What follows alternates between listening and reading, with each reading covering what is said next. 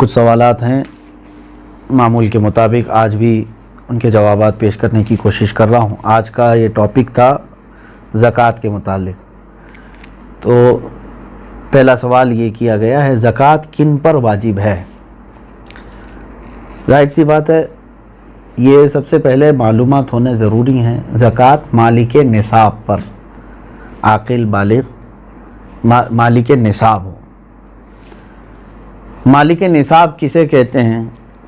مالک نصاب جو ہے، شریعت نے ایک لمٹ مقرر کی ہے مال میں، سونا، چاندی، مال، پیسے، اتنے لمٹ کا جس کے پاس مال ہوگا اس کو مالک نصاب کہتے ہیں۔ وہ لمٹ کیا ہے؟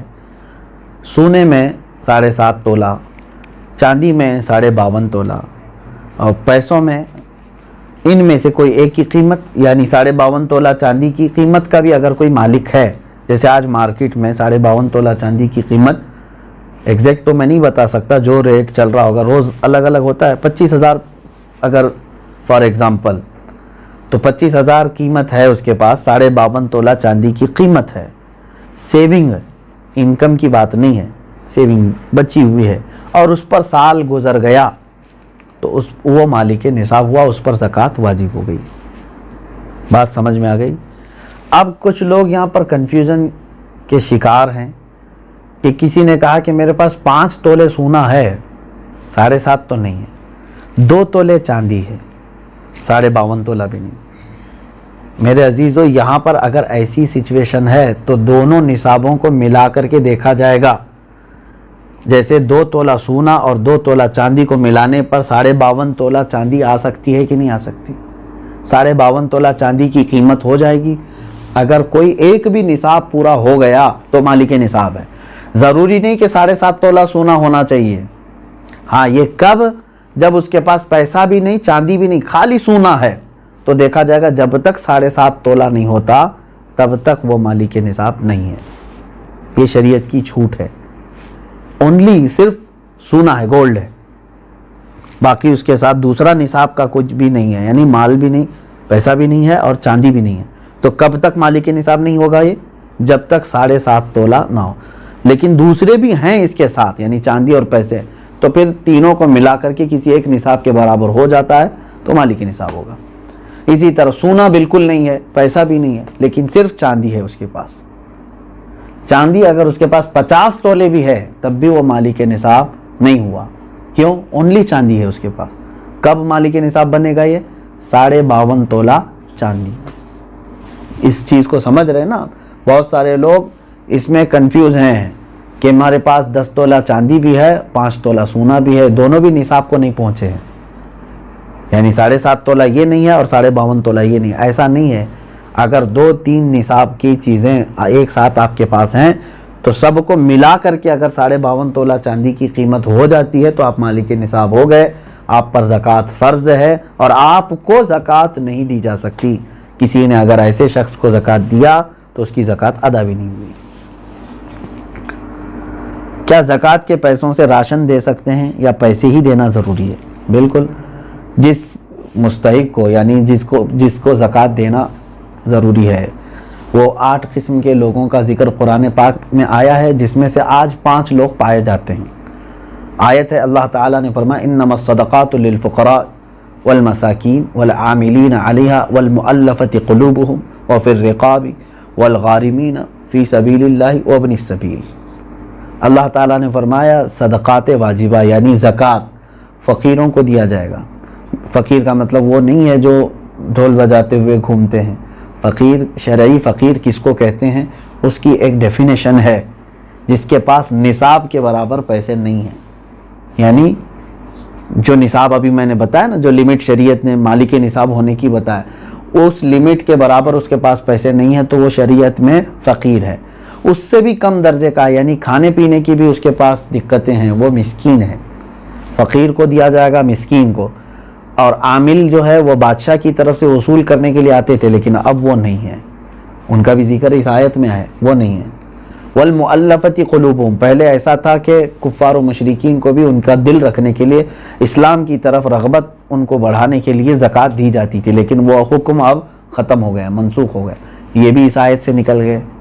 وہ پھر رقاب اور گردن آزاد کرنے کے لیے، یعنی کوئی غلامی کی زنجیروں میں جکڑا ہوا ہے، آپ زکوٰۃ کا مال دے کر کے اس غلام کو آزاد کرا سکتے تھے، لیکن اب غلامی کا دور بھی نہیں ہے۔ یہ 3 تو اس میں سے نکل گئے۔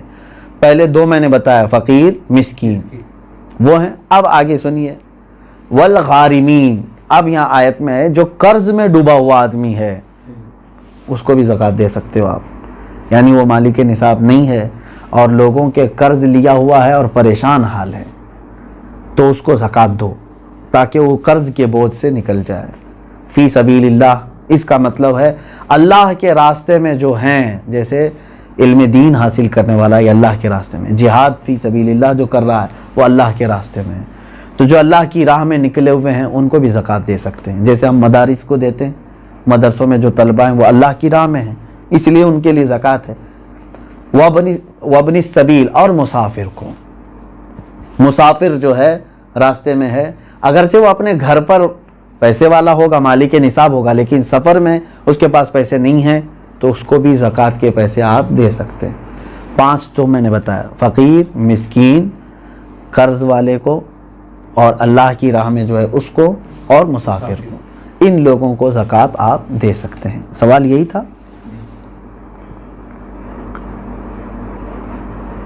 سوال یعنی جن لوگوں کو زکوٰۃ دینا ہے، میں نے یہی کہا تھا کہ ان کو چاہے تو آپ پیسہ دیں، چاہے تو ان کی ضرورت کا سامان دیں، جائز ہے، لیکن ان کو مالک بنانا ہوگا آپ کو۔ کیا زکوٰۃ قرض لے کر ادا کر سکتے ہیں؟ جب آپ کے اوپر ہے ہی نہیں زکوٰۃ تو قرضہ کائے کے لیے لوگے؟ مزید قرض میں ڈوب جاؤ گے اور تم پھر دوسروں کو زکوٰۃ دینا پڑے گا تمہیں۔ قرض لے کر زکوٰۃ نہیں دی جاتی۔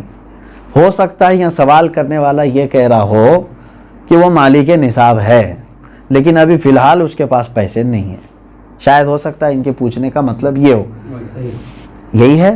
ہاں، اگر یہ مسئلہ ہے تو پھر اس کو کہیں سے بھی اب زکوٰۃ دینا ہے۔ دیکھیں سچویشن کیسی ہے، 1 لاکھ روپے میرے پاس تھے، میں مالک ہوں، میں 1 لاکھ کا مالک ہوں، تو مالک نصاب ہو گیا، سال گزر گیا، لیکن ابھی ایسا ہے کہ میرے پاس پیسہ نہیں ہے، زکوٰۃ دینا تھا، تو تمہارے لیے تو شریعت نے چھوٹ رکھی ہے، جب تمہارے پاس پیسہ آئے گا تب زکوٰۃ دو گے، قرضہ لے کر دینے کی ضرورت نہیں، مزید بوجھ میں جاؤ گے تم۔ انتظار کرو کہ وہ تمہارا جو پیسہ ہے وہ آ جائے، لیکن اگر 5 سال کے بعد آیا تو 5 سال کی زکوٰۃ دینا ہوگا، 3 سال بعد آیا تو 3 سال کی زکوٰۃ دینی، کیونکہ تمہارا پیسہ اٹکا ہوا ہے، جب آئے گا تب دو گے، ابھی نہیں ہے تمہارے پاس تو تمہارے لیے معاف ہے، شریعت نے کہا انتظار کرو۔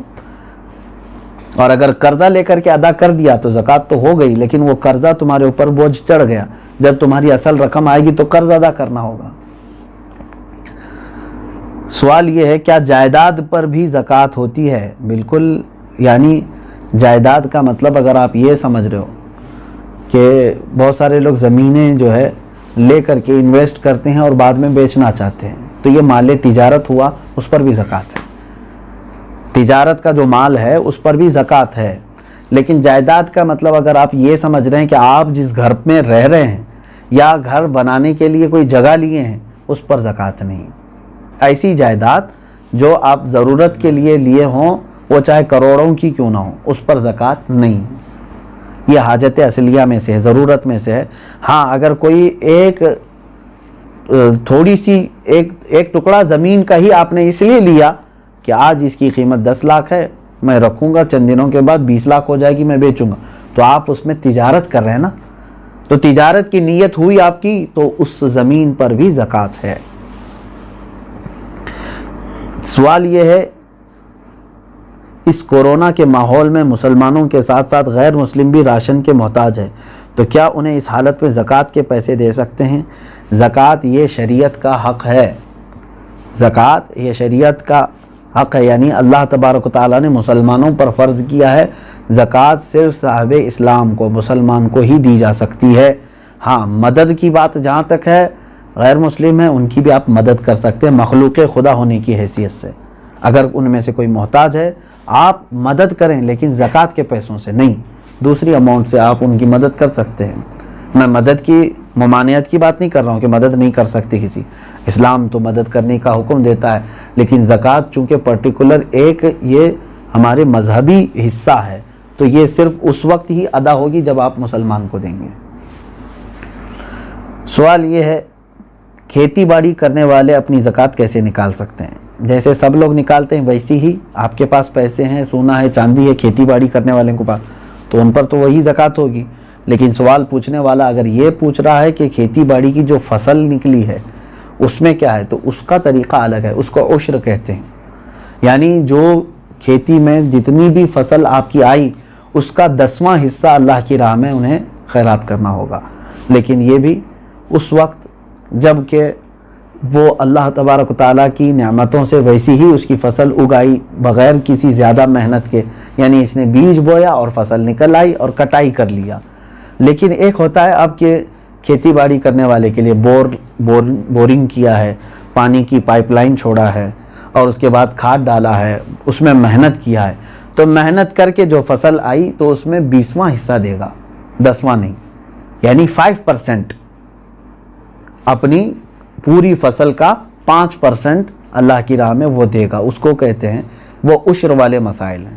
اور جو بغیر کسی اس طرح کے بورویل وغیرہ کے قدرتی پانی سے سینچ کر کے فصل آئی ہے اس میں 10% دے گا۔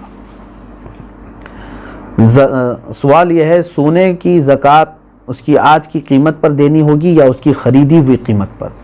نہیں، آج کی جو قیمت ہوگی اسی پر زکوٰۃ ہوگی، اگر آپ پیسوں میں دے رہے ہیں تو، اور اگر سونے میں دے رہے ہوں تو آپ کے سونے کی جو قیمت سونار لگائے گا، ظاہر سی بات ہے سونے میں اگر آپ زکوٰۃ دے رہے ہیں تو وہی سونے کی جو قیمت سونار لگائے گا اسی اعتبار سے آپ کو زکوٰۃ دینی ہوگی۔ یہ نہیں کہ آپ 20 سال پہلے جو خریدے تھے اس وقت 10,000 روپے تولہ تھا اور آج جو ہے میں اسی قیمت سے دوں گا، ایسا نہیں ہے۔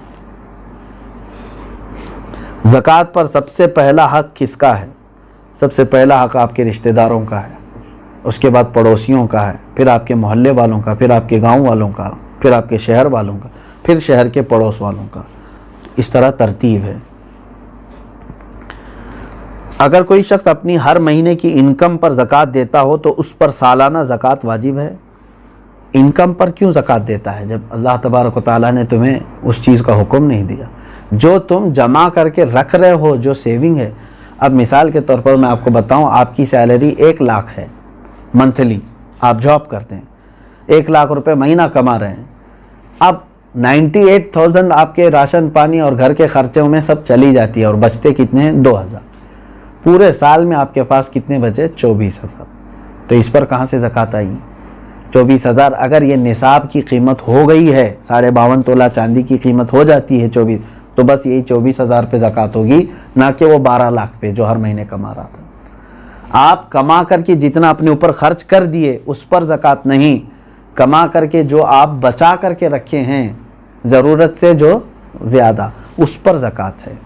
یہ ٹیکس اور زکوٰۃ میں یہی فرق ہے، ٹیکس جو ہے انکم پر لگتی ہے، گورنمنٹ جو ہے نا ہماری انکم پر ٹیکس لگاتی ہے، جتنا تم کما رہے ہو اس کا ٹیکس دو، بچا رہے ہو وہ الگ ہے۔ اور شریعت نے ہم کو کیا کہا ہے؟ جتنا چاہے کماؤ، خرچہ کر دیے تو اس کی پوچھ نہیں۔ 1 کروڑ کمائے مہینے میں اور تمہارے 98 لاکھ خرچ ہو گئے، اس کی شریعت نے زکوٰۃ نہیں مانگی۔ 2 لاکھ اگر تمہارے پاس بچے ہوئے ہیں تو اس کی، لیکن گورنمنٹ کیا مانگے گی؟ 1 کروڑ کمائے ہو، انکم ٹیکس پورے 1 کروڑ کی ٹیکس تمہیں دینا ہوگا۔ یہ زکوٰۃ اور ٹیکس میں فرق ہے۔